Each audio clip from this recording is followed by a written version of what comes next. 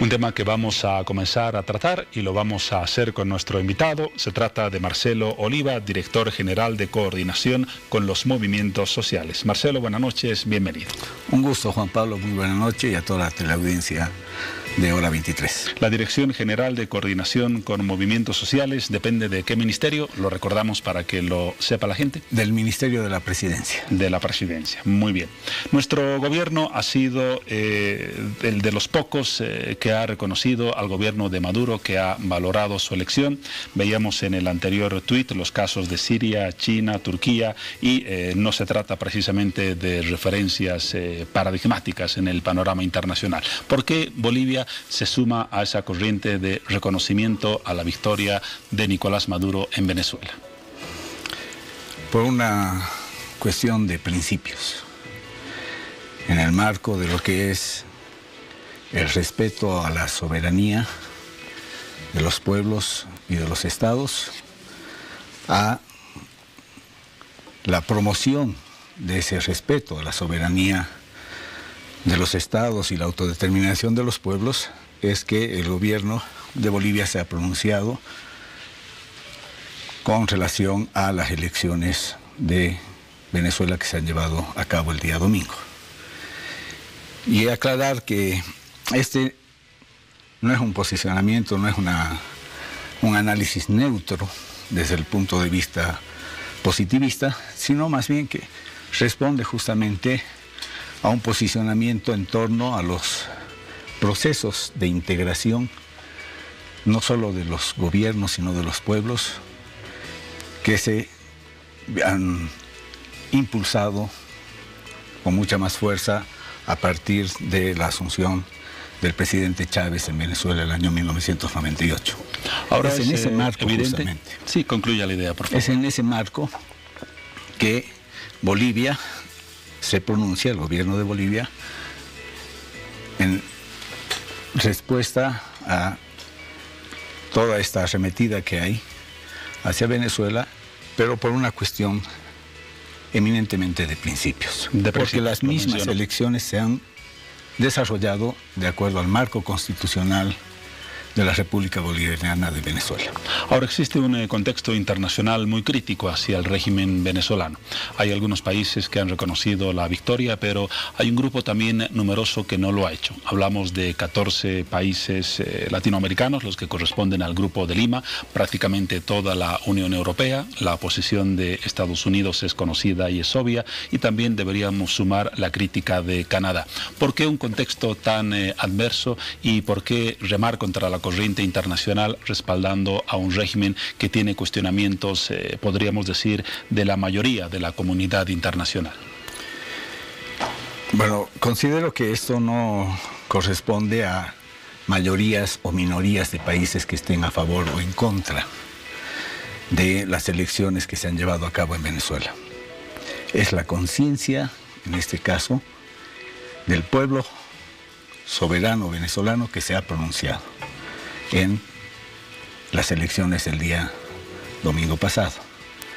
Entonces, más allá de las cuantificaciones que podamos hacer de los países que están en desacuerdo o de los que están apoyando al proceso bolivariano, corresponde señalar que en el marco de la autodeterminación de los pueblos y de la soberanía de los estados, son estos los que tienen que resolver sus problemas en el marco de las reglas del juego de la democracia.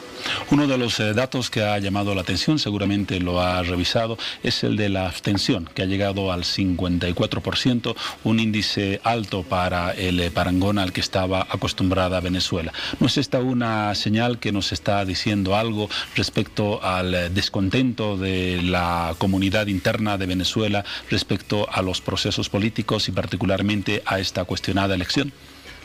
Evidentemente, la participación en el acto electoral ha rondado el 46.2% de la población empadronada.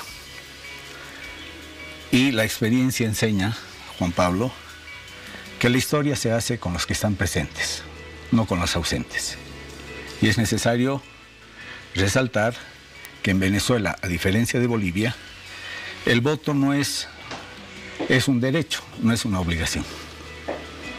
Entonces, en ese marco es probable que mucha de la población, sobre el bombardeo sistemático que ha habido hacia Venezuela, con la crisis económica, no olvidemos que se ha salido de un proceso de confrontación muy fuerte y que eso se ha apaciguado a partir de la conformación o de la convocatoria de la Asamblea Constituyente, es que mucha población es probable que haya decidido democráticamente no participar. Pero las reglas del juego permiten eso. Y yo quisiera señalar de todas maneras y mostrar a la Cámara que el presidente Maduro en estas últimas elecciones ha obtenido 67.8% de votación, que representan el 31.7% del padrón electoral venezolano. El presidente Donald Trump, por su lado, obtuvo 46% de votación, que representa el 27.3% del padrón electoral. Y sin embargo, no se hace escarnio de esto. Aunque usted quizás coincidirá conmigo o quizás no, hay una diferencia sustancial entre el sistema político norteamericano y el venezolano.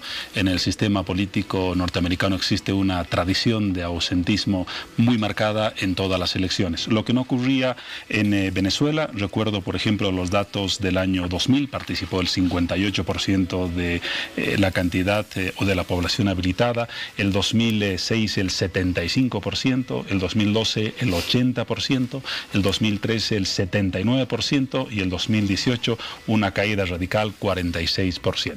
Estas cifras son algo más que estadísticas, son señales de un descreimiento en los procesos electorales que se han presentado en Venezuela, al parecer. Como le decía, de todas maneras el proceso eleccionario venezolano se ha enmarcado en la legalidad y la legitimidad que le otorga el mandato constitucional. Y el voto en Venezuela es un derecho, no una obligación. Y por todas las condiciones que se han venido suscitando en estos 2 últimos años, con mayor agudeza, es probable que mucha gente del Venezuela haya optado por no participar en las elecciones. Está dentro de su derecho. Pero ¿de qué manera? La historia se hace con los que están presentes, no con los ausentes, no con los que han decidido no participar.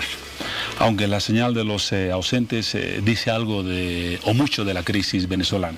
Existen 4 millones de venezolanos que han salido del país por la crisis que algunos ya califican como una crisis humanitaria. La inflación va a llegar este año al 20.000%.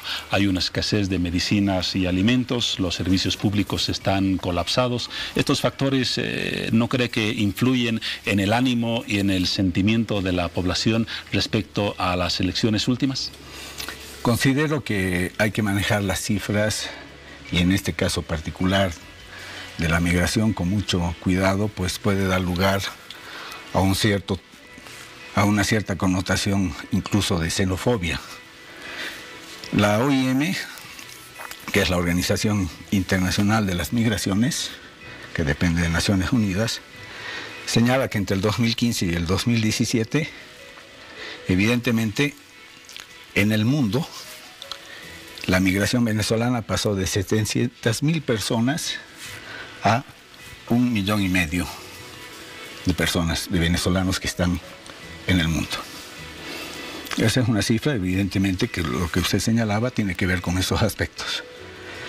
Pero en contraposición también hay que ver, y que los medios y las cadenas internacionales no hacen mucha referencia a esto, el caso, por ejemplo, de un país vecino de Venezuela, que ha estado en un proceso de crisis y de